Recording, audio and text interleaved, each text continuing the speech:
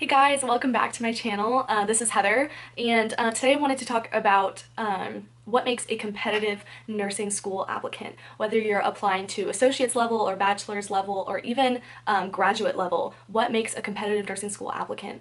A little history about me for those of you that are new to my channel. My name is Heather. I graduated in May of 2019 from the University of Florida with my bachelor's in nursing in the traditional program.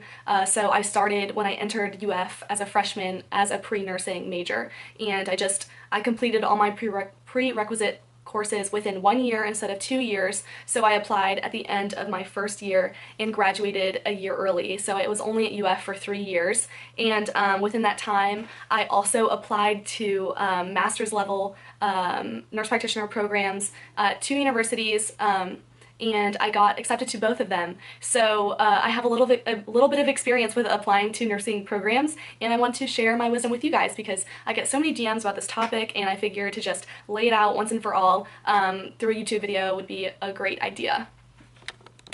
So there are multiple components involved in a nursing school application. Whether you're applying to bachelor's, associates, or graduate level, pretty much is a very similar outline.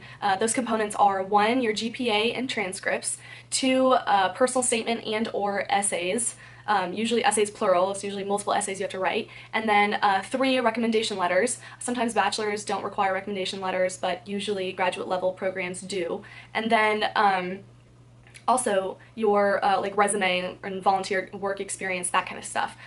So the first thing I'll talk about is your transcript and your GPA. I think GPA is the biggest determinant of passing the first cycle of the admissions process. If you don't meet a certain GPA, you may not necessarily be considered, your personal statements might not even be read if your GPA isn't competitive with that program's expectations or guidelines. So that is something to consider when you are applying to programs, is ask your advisor or whoever advises the nursing program what kind of GPA they look for, and then you can kind of decide, is this something that I can, should invest all my time in. And not necessarily saying that low GPA will not get you into a program, but obviously a higher GPA makes you a more competitive applicant for whatever program you're applying to. So a little bit more in depth on that. The transcript with the courses, they're going to see what kind of courses you've taken and how you've done in those pre-nursing classes, like anatomy lab, physiology, human nutrition, developmental psychology. These kind of classes you want to make sure that you are succeeding in, because this is just a glimpse of the rigor of the classes in nursing school and in continued education, like pathophysiology, pharmacology. Those things all build on those basic foundational classes. And as far as health assessment, a lot of your information from anatomy and physiology carry into health assessment, which is a foundational part of nursing care. So those classes really do matter, and your GPA really does matter to show the program that you can handle higher level learning. Also, something that I didn't have to do, but programs are requiring, is an entrance exam. They're called different things. I'm not super familiar on it, and I'm sure there's tons of resources online, but sometimes programs also require an entrance exam. I'm not going to talk too much about that because I didn't have to take one, so yeah. The second thing is the personal essays. So a few examples of questions that they ask for personal essays are describe an experience that you felt challenged and how you overcame that challenge. Describe a time where you had to work with a team to reach a common goal. How did you show leadership? 3, how do you work with a topic or study a topic that you aren't passionate about? 3, how do you manage extreme levels of stress?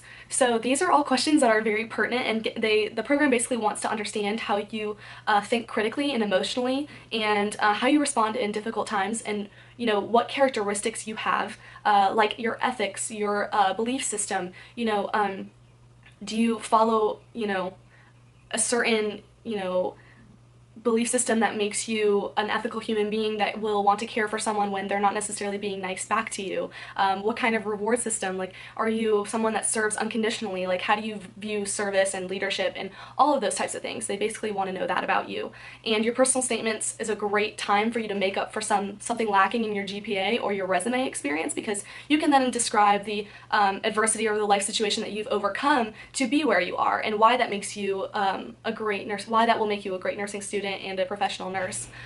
So that's the second thing. And then the third thing is recommendation letters. I had to get 3 for my graduate level programs, and how to build those. Basically, going to office hours, talking with your professors about their research passions, those are the ways to build connections with professors. And thankfully, my classes were a bit smaller in nursing school, so I was able to build those connections with my professors, and they were able to write me really great recommendation letters because they knew me personally. So if you're going from a smaller like nursing school program to graduate level nursing, really take time to develop those relationships with your professors so they can write you really good letters of recommendation. One thing I wanted to add is resume experience. So being a CNA or having previous experience in the healthcare field really does set you apart because it shows the program that you're invested in you're invested in becoming a nurse.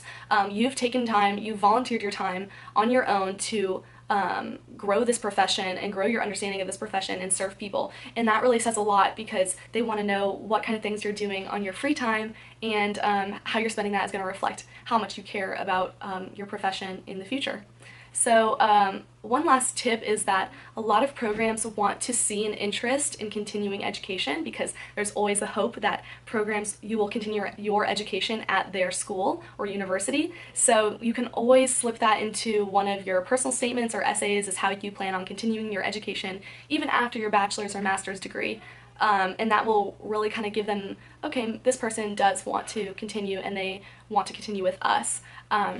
So yeah, present yourself in a light of someone that really cares genuinely about other people, and that you've shown that through your service, and that you can also handle the rigor of the classes involved by showing them, a really great GPA. I hope this helps you in your nursing school journey. If you have any questions, please comment below. If you like this video, please like it, and then go ahead and follow me on Instagram if you don't already, at naturally_Heather, and I'd love to hear from you guys. I hope you have a great rest of your week. Bye!